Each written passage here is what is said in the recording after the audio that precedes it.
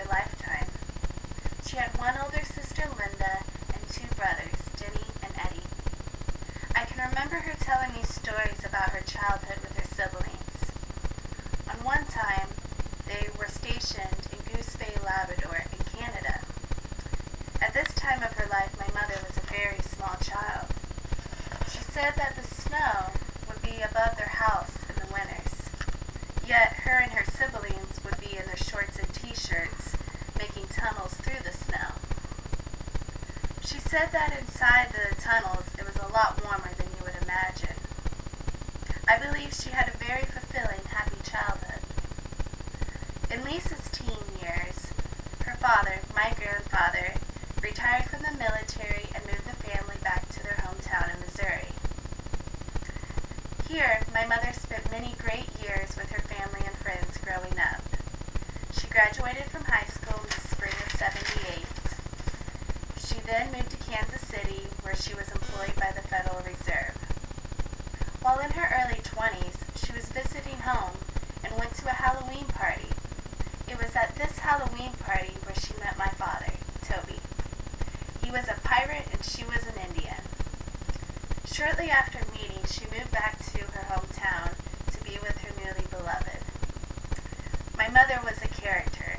She always said for the longest time that there was no need for marriage, that her and my father's love was true and real, that they didn't need a piece of paper to prove it. However, on their 20th anniversary, they did get married. On the morning of the 31st of December of 1986, my mother gave birth to me, her one and only child. While growing up, my parents never argued. I was blessed to see how a perfect relationship functioned through the best and worst of times. My mother was all-knowing. She always had the best advice.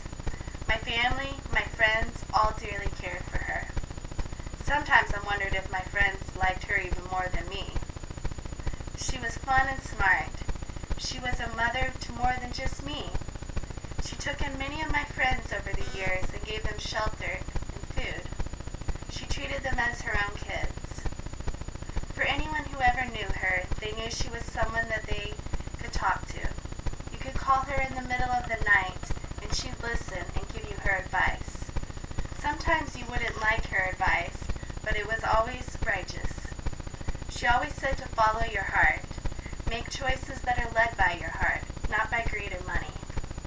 My mother suffered many of her last years from osteomyelitis, which is a disease that eats away at your bones and joints. She also caught staph infection from a surgery and suffered from chronic pneumonia. Much of her skeletal system was reconstructed in metal. I would often call her the bionic woman, because she had such a strong soul and smiled throughout all the pain. Unexpectedly, on the 14th of September of 2008, my mother passed away in her home. Her love for humanity and people will never be